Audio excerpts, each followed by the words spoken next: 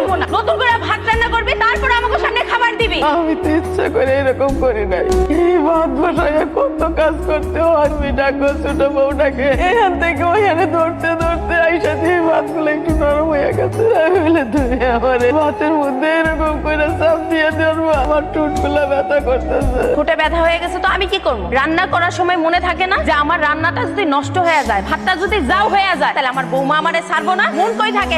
রান্না করার সময় মন দিয়ে রান্না করা যায় না? কি ভাবছেন আপনার চালাকি ধরতে পারবো না? একদিন দুই দিন ভাত যাও করে রানবেন, আমি তো যাও ভাত খাইতেই পারি না। পরে আমারটা আমি রাইন্দা খামু, আপনি কাছ থেকে মুক্তি পেয়ে যাবেন। এটাই তো। এই ভাত আমি খাইতে পারবো না। 5 মিনিটের মধ্যে আমার সামনে আমি ভাত চাই। যদি দেরি হয় কিন্তু খবর আছে। শোনো, তুমি মার গায়ে হাত না দিলেও পারো। কি কইলা তুমি? মায়ের গায়ে আমি হাত দিছি? বেশ করছি। আমার ভাতগুলোরে যাও করে দিছে। তুমি আইছো মায়ের হয়ে উকালতি করতে? না, ওকালতি করতে হয়নি, মানে আমার কাছে খারাপ লাগছে। লাগছে না? আজকে তো তোমারে আমি ওরে বাবারে, কই গেল? এত অল্প সময় উদা হয়ে গেল। আজকে বাড়িতে আহো।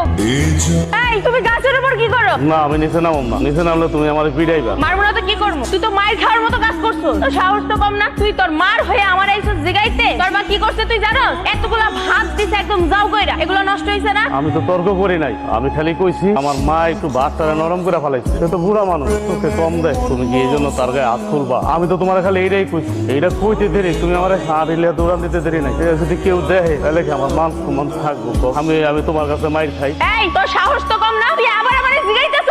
আমার ভুল হয়ে গেছে, সমস্যা কি? আমার মা তো আবার আইন্দা দিত তোমার, তুমি এই জন্য মার গায়ে হাত তুলবা আমি সহ্য করতে পারি না, এই জন্য আমি তোমার খালি জিগাই। তুই আবার একটা কথা বলতো, তোর কাছে মা আগে না বউ আগে?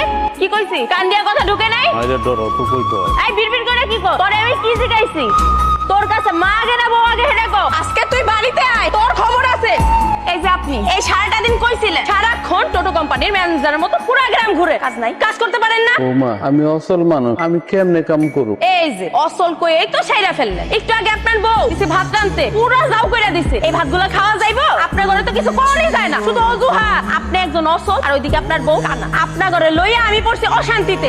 আপনারা মরতে পারেন না? আপনারা মরলে তো একটু শান্তিতে থাকতে পারি। তুমি এসব কি কইতেছো? আল্লাহ যখন ডাক দিব তখন তো আমগো যাইতে হবে। তার আগে কেমনে মানুষ মরে? কেন আল্লাহ ডাক না দিলে কি যাওয়া যায় না? কেন আমার অশান্তির মধ্যে রাখছেন কোন তো? আমরা তোমারে অশান্তিতে রাখছি কেমনে? এই যে আপনারা দুইটা মানুষ এই সংসারে পড়ে রইছে, ওই তো খাইতেছে, খাওয়াগুলো নষ্ট হইতেছে না? আপনারও কারণে সংসারে বাড়তি খরচ হইতেছে। আমরা বুড়া মানুষ, বয়স হয়েছে, আমরা কয়টা খাই, খাওয়ানোর খোটা দিলা। এই দেখেন বেশি কথা কইেন না। এই যে আপনার বউ এক পাতিল ভাত নষ্ট করলো, এগুলো কি করবে? এই চালগুলো কিনতে টাকা লাগে নাই? সেই টাকা তো আমার পোলা ইনকাম করে, তুমি তো আর ইনকাম করো না। আপনার পোলা কি কাম করে টেয়া নেয় না? মাইসে কি মুখ দেখে টাকা দিয়ে দেয়? পোলা পোলা করেন আপনি। আপনার পোলারে কি ছাইড়া দেই আমি? এই যে এই মাত্র গাছে উঠাই দিয়েছি, কাউরে ছাড়ি না আমি। তা থালা নিয়ে রাস্তায় বসেন না? আপনার এক পা তো ভাঙ্গা, পুরাই গেছেন। এই যে এমনি এমনি হাঁটে, মাইসে দেখা দয়া করে টাকা দিব। ও মা, তোমার বৌমা কই? বৌমারে তো দেখতেছি না, বিকালবেলা কই থেকে এলি রে? তোমার বৌমা আমার দৌড়ানে দিচ্ছে। তুমি যে ভাত নরম করে ফেলাইছো না, তোমার গেটিটাতে চাপ দিয়ে ধরছে, এটা আমি দেখছি। দেখার পর আমি আমার বুড়ি জিগাই, তুমি যে মারলো যেটা করলা, কাজটাকে ঠিক করলা। আমার নিয়ে একটু ভাত নাইলে নরম হয়েছে, এই জন্য আমার মার গায়ে হাত তুলবা। আমার পক্ষে জীবনে ভালো হইব না, মানুষ হইব না জীবনে। কেমনে কোমরে পা ভালো হইব কি হইব না এইটা তো আল্লাহ জানে। ভাবছিলাম সংসারে বউ আসলে মনে হয় সংসারটা সুন্দর হইব, ভালো হইব, শান্তি আইব। তা তো হইলই না। বউ আসার পরে আরো সংসারে হইলো একটা অশান্তি। মা, ভাবি, মা, ভাবি কই তোমরা?